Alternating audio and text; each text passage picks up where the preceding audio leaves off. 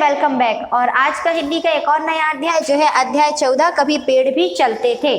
कभी पेड़ भी चलते थे। आप सबों ने शायद अपने दादा दादी से या दादा नानी से कभी सुना होगा, जब वो आपको कहानियां सुनाती हैं कि कभी कोई सा एक समय था जब पेड़ भी एक स्थान से दूसरे स्थान तक, जैसे हम लोग चलते हैं वैसे वो भी चलते थे। तो आज की हमारी जो कहानी है वो यही है कि पेड़ भी कभी चलते थे। तो हम इसके शब्दार्थ देख लेते हैं। तो सबसे पहला शक्तिशाली। शक्तिशाली का मतलब होता है ताकतवर, खिन्न, दुखी, क्षमा, माफी, मंजिल जहां पहुंचना होता है। और सदा यानी हमेशा, मित्र, दोस्त, रूठा, नाराज। तो आज का हमारा जो अध्याय है वो एक कहानी है जो है हजारों साल पहले की बात है। उन दिनों मनुष्य जंगलों में रहता था। उस समय मनुष्य की तरह ही पेड़ भी घूमते फिरते थे। पहले का जो समय था, हजारों साल पहले की बात हो रही है यहाँ पर, कि जो मनुष्य था वो सब कहाँ रहते थे? जंगल में रहते थे। और जैसे हम लोग चलते फिरते हैं वैसे पेड़ भी चलते फिरते घूमते फिरते थे। मनुष्य उससे जो कहता वे उन्हें सुनते समझते थे। मनुष्य को पेड़ों का बड़ा प्यारा रिश्ता था। मनुष्यों का और पेड़ों का बहुत ही प्यारा रिश्ता था। और जो भी मनुष्य कहते थे वह पेड़ समझते थे और उनकी बातों को सुनते थे। मनुष्य पेड़ों से जो कुछ करने को कहता वे खुशी खुशी करते। उन्हें कहीं जाना होता तो वे पेड़ की डाल पर बैठ जाते और पेड़ उन्हें उनकी मंजिल तक ले जाता। जब उनको कहीं आना जाना होता था, जैसे अभी हम किसका इस्तेमाल करते हैं कहीं आने जाने के लिए? गाड़ी मोटर का, या फिर मतलब गाड़ियों से हम कहीं आते जाते हैं, लेकिन उनको कौन चलाता है? मनुष्य ही चलाता है, कोई आदमी ही चलाता है। लेकिन जो पेड़ थे, मनुष्य को पहले कहीं जाना होता था तो वो पेड़ों की डालियों पर बैठ जाते थे और वो पेड़ से कहते थे कि यहाँ हमको लेकर चलो, तो वो पेड़ उनको वहाँ पर ले जाया करते थे। पेड़ तब तक चल ही नहीं, दौड़ भी सकते थे।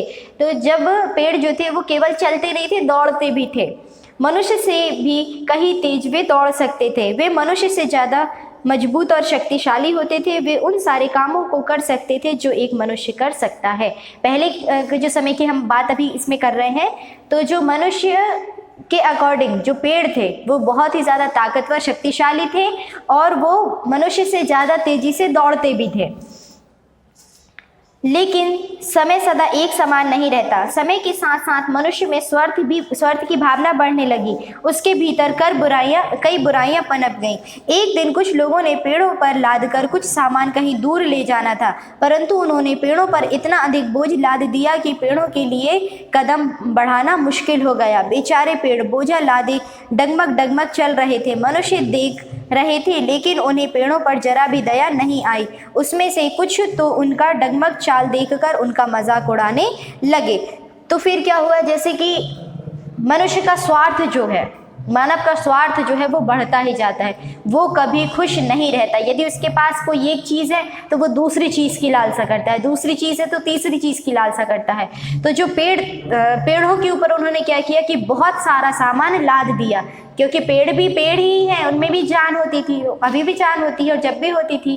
तो क्या उसमें उतनी कैपेसिटी नहीं थी जितना आप उसके ऊपर वेट रख दे रहे हैं। तो वो फिर भी बेचारों ने अपने ऊपर सामान लादा और वो डगमग डगमग यानी डोल डोल कर चलने लगे।